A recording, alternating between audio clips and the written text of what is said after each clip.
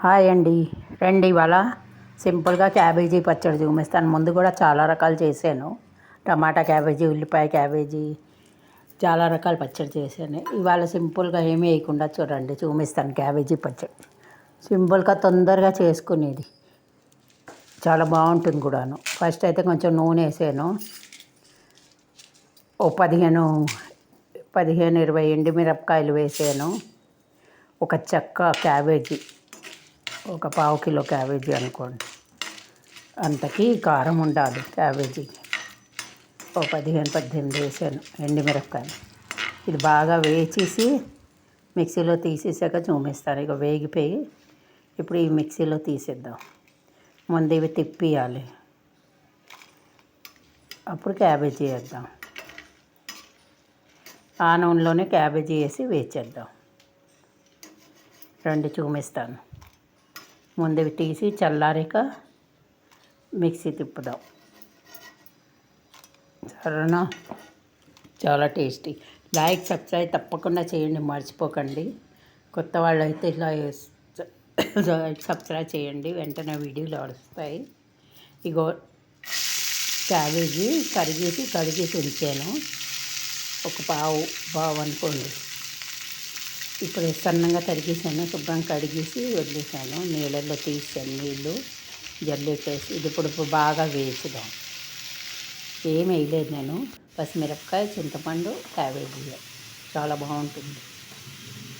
ఇది బాగా వేగాక చూపిస్తాను. ఇందులో కొంచెం ముందైతే ఉప్పు పసుపు వేద్దాం. ఉప్పు పసుపు వేసి కలిపేసి మూత పెడితే మెత్తబడుతుంది. సరిపడా ఉప్పు ఒకసారి వేసేద్దాం. చాలా అంటే చాలా బాగుంటుంది పచ్చడి. క్యాబేజీ పచ్చడి చాలా రకాలు చేయవచ్చు. కందిపప్పు క్యాబేజీ కూడా చేస్తారు పచ్చడి. ఇగో ఇది మిక్సీ తిప్పేసాను నేను. ఇప్పుడు అది వేగాక చూపిస్తాను మీకు. ఇందులో వేసి మిక్సీ తిప్పాలి. ఇగో ఇది వేగుతున్నది, దగ్గర పడ్డది. ఇప్పుడు చింతపండు, చిన్న నిమ్మకాయ ఉంటే చింతపండు నానబెట్టాను కదా, కడిగేసి ఆ నీళ్ళతో పోసేయాలి. కొంచెం నీళ్ళు వేసి కడిగి శుభ్రంగా రేచులు అవి తీసేసాక కొంచెం నీళ్ళు వేసి నానబెట్టాను. ఇప్పుడు అది వేసి కలిపేసి దాంతో కొంచెం వేచుదాం, మెత్తబడతాయి. క్యాబేజీ బాగుంటుంది, పులుపు అంతా అంటుతుంది. కొంచెం మూత పెట్టేద్దాం. చూపిస్తాను రండి ఎంతవరకు వేగిందో. ఇక శుభ్రంగా ఎగిరిపోయింది. ఆ చింతపండు నీరు అవి శుభ్రంగా ఎగిరిపోయింది కదా. ఇప్పుడు ఇది చల్లారిపోయాక ఇందులో తీసేద్దాం. ఇప్పుడు మిక్సీ తిప్పేస్తాను. మిక్సీ తిప్పాక చూపిస్తాను. సింపుల్గా పచ్చడి చాలా బాగుంటుంది వేడి అన్నంలో. ఇక పచ్చడి తిప్పేసాను చూడండి. ఇప్పుడు పోపు వేద్దాం. పోపులో చూపిస్తాను రండి. అదే ప్యాన్లో కొంచెం నూనె వేద్దాం. కొంచెం ఎక్కువగానే నూనె వేయాలి. ఇగో నూనె వేసి పోపు వేద్దాం రండి. చాలా అంటే చాలా బాగుంటుంది పచ్చడి. సబ్స్క్రైబ్ మర్చిపోకండి అందరూ. ఇప్పుడు ఇందులో సరిపడా పోపు దినుసులు వేస్తాను.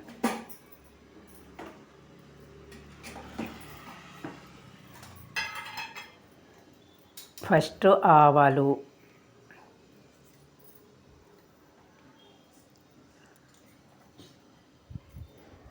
నాలుగు జీలకర్ర వేసాను, 4 మెంతి గింజలు వేసాను, 2 చెంచాలు చిన్న చెంచాతో మినపప్పు వేసాను. బస్ ఇంతే.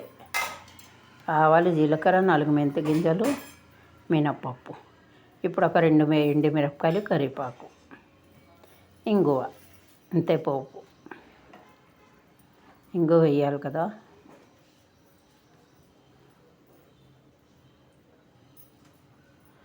ఇందులో 2 ఎండుమిరపకాయలు చితికి పడేద్దాం.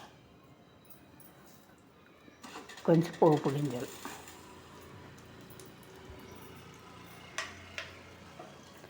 చాలా బాగుంటుంది పచ్చడి.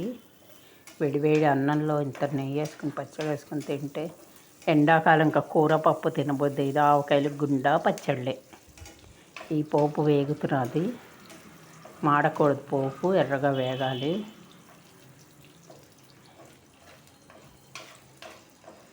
వేచాక చూపిస్తాను. పచ్చడి ఇందులో వేసి శుభ్రం కలిపేద్దాం. ఎక్కడైనా తడి గిడి ఏమైనా ఉన్నా శుభ్రంగా ఎగిరిపోతుంది, పచ్చడి ఉంటుందండి.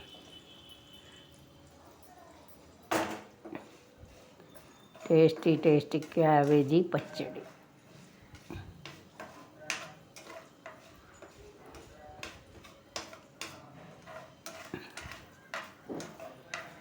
చూసారు కదా, పోపు వేగిపోయింది. ఇప్పుడు ఈ పచ్చడి వేసేద్దాం. పచ్చడి వేసి శుభ్రం కలిపేద్దాం.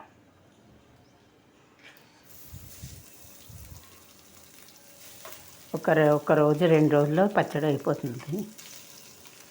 టేస్ట్గా ఉంటుంది పచ్చడి. ఉప్మాలో ఎందులోనే తినవచ్చు ఈ పచ్చడి. దోశల్లో చాలా బాగుంటుందండి. ఇది శుభ్రంగా పోపు కలిపేద్దాం.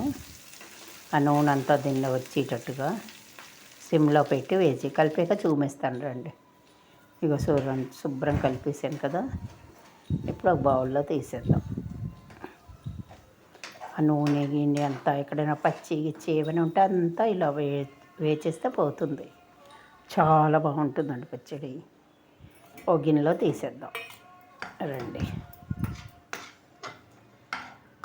చూసారా, క్యాబేజీ పచ్చడి చాలా టేస్ట్గా కూడా ఉంటుంది. మనం తెలుగు వాళ్ళు అన్ని పచ్చళ్ళు చేసేసుకుంటాం కదా, అందులో ఇదో పచ్చడి. చూడండి,